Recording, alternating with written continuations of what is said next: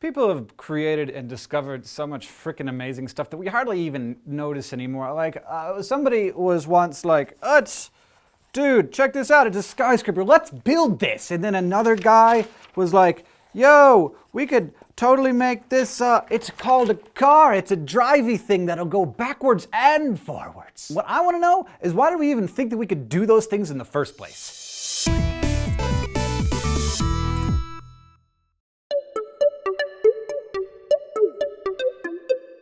So yeah, humans are pretty presumptuous. A lot of this cocky kind of attitude can be traced back to the European Renaissance, actually. And it could be argued that the entire Renaissance dated back to a cranky little Florentine architect named Filippo Brunelleschi. Brunelleschi was born in 1377, just a couple of decades after the Black Death finished up killing pretty much everybody in Europe. For nearly a century, Brunelleschi's hometown of Florence had been working on a cathedral, the Santa Maria del Fiore. And they had a problem. The original architect of the Santa Maria del Fiore, because they started it a century ago, was expectedly dead by this point. Unfortunately, he had not left behind plans on how to finish the massive dome that he had said was going to be a part of the design of this church. Basically, until then, every cathedral in Europe had been built with the help of flying buttresses, which is just one of my favorite phrases in the entire English language. But flying buttresses were totally off limits within the city of Florence. I'm not entirely sure why, but I'm sure there was a good reason. And so nobody knew how to finish the Santa Maria del Fiore, not because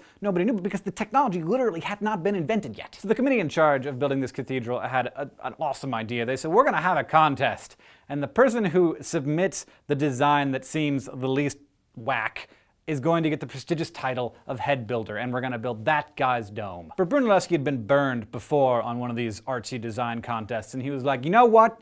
I'm not going to win this thing with design, I'm going to win it with science. So Brunelleschi and his buddy, the sculptor Donatello, went to Rome to study the Pantheon, which, over 1,000 years after its construction, was still the world's largest unreinforced concrete dome. And it still is. So those two, together, measured the hell out of the Pantheon. Brunelleschi went back to Florence, did some calculations, and then he walked up in front of the committee and he said, here's what I'm gonna do. I'm gonna build two domes, one inside the other, held together by these strong as hell stone chains like barrel hoops. The two nested domes are gonna support each other, and it's gonna blow your damn minds. However, I'm not gonna tell you how to do it until you make me head builder, because I don't trust any of your ass faces. The committee wasn't thrilled to be spoken to in this manner, and they kicked Brunelleschi out, calling him an ass and a babbler. And for a while, he was a very unpopular guy in Florence, but the thing is, the committee wasn't getting any good ideas about how to actually build the dome, so eventually they caved and gave him the job. And it totally worked!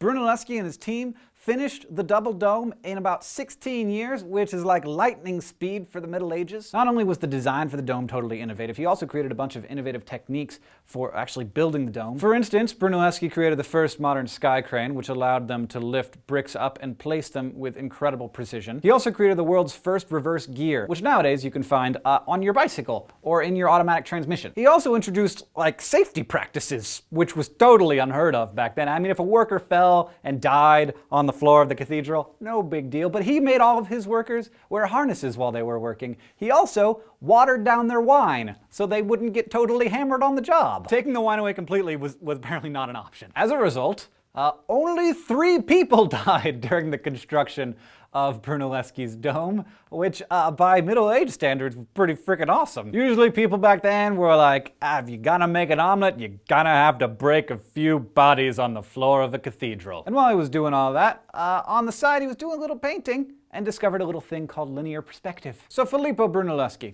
not a super nice guy, but I think that he may have convinced the entire Western world that there's nothing that the human mind can't figure out. If you want to know more about Filippo Brunelleschi and his dome, you can look in the description below. You can follow us on Facebook and Twitter. You can ask questions. We will try and answer them. And you can also suggest topics for future SciShows. And if you want more of these and you're not already subscribed, please go subscribe at youtube.com/SciShow.